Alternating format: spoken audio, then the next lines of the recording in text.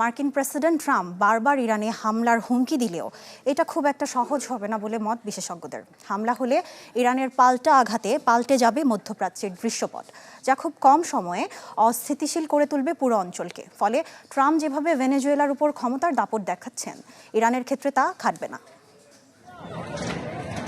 মধ্যপ্রাচ্যে আবার কি যুদ্ধের দামামা? ইরানকে ঘিরে হুঙ্কার দিচ্ছেন মার্কিন প্রেসিডেন্ট ডোনাল্ড ট্রাম্প। ইরানে তার একমাত্র লক্ষ্য বিজয়ী হওয়া। কিন্তু প্রশ্ন হলো, এখানে আদৌ কি কোনো সহজ জয় আছে? ইরান এক সময়কার আঞ্চলিক শক্তির প্রতীক।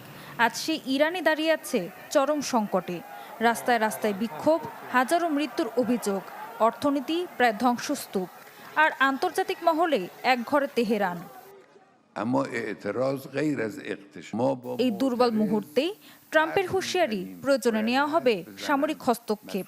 নতুন করে লকড অ্যান্ড লোডেড হুমকি দিয়েছেন তিনি। কিন্তু রাজনৈতিক বিশ্লেষকরা বলছেন, ইরান কোনোভাবেই ভেনেজুয়েলা নয়, এটি একটা আদর্শিক রাষ্ট্র। ক্লিংকার বেশি থাকলে সিমেন্ট বেশি খাঁটি। আনোয়ার সিমেন্ট,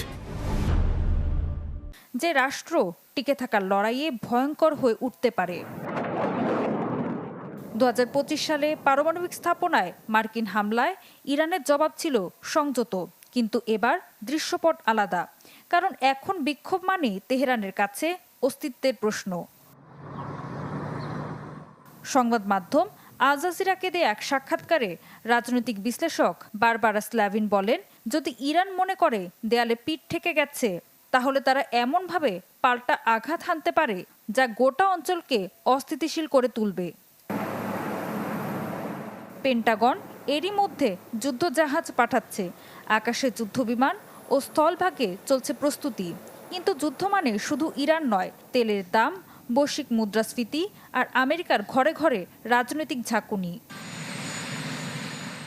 2026 সালে নির্বাচন সামনে রেখে নিজের সমর্থকদের প্রশ্নের মুখে ট্রাম্প। ইরাক আফগানিস্তানের স্মৃতি এখনও টাটকা। রাজনীতির কথা শোনা গেলেও ওয়াশিংটনের শর্ত মানার অর্থ তেহরানের চোখে আত্মসমর্পণ। সুতরাং প্রশ্ন এখন একটাই, এই যুদ্ধ কি সত্যিই জেতার জন্য, নাকি শুরু হবে এমন এক সংঘাত যার শেষ কেউ জানে না? ঋতু সাহা, চ্যানেল 24।